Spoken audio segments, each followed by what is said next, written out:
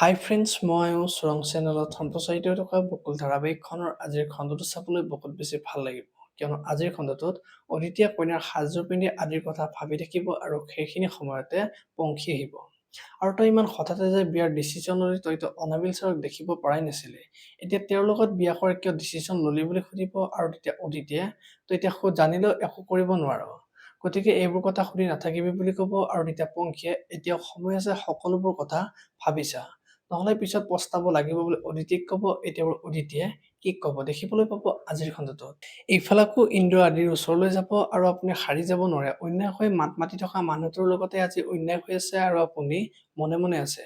গতিকে আপুনি অদিতিৰ ওচৰলৈ যাওক আৰু কিবা কৰি বুজাই আপুনি অদিতিক লৈ আহক বুলি ক'ব। আৰু তেতিয়া সেইখিনি কথা চন্দনে শুনি থাকিব। এতিয়া বাৰু চন্দনে কি কৰিব দেখিবলৈ পাব আজিৰ খণ্ডটোত। ইফালে ইন্দ্ৰ আৰু আদিয়ে কথা পাতি থকা গম পাই চন্দনে মনে মনে ওচৰত গৈ শুনি থাকিব। আৰু তেতিয়া দুৰিকাই সি চন্দনক দেখা পাব। এতিয়া বাৰু চন্দনৰ সকলোবোৰ কথা দুৰিকাইক গম পাব নেকি দেখিবলৈ পাব আজিৰ খণ্ডটোত। আপোনালোকে বকুল ধাৰাবাহিকখন চাই কেনেকুৱা পাই কমেণ্ট কৰি জনাব। আৰু যদি আপোনালোকে এতিয়ালৈকে চেনেলটো ছাবস্ক্ৰাইব কৰা নাই, তেতিয়াহ'লে চেনেলটো ছাবস্ক্ৰাইব কৰি বেল আইকনটো প্ৰেছ কৰি দিব। ধন্যবাদ।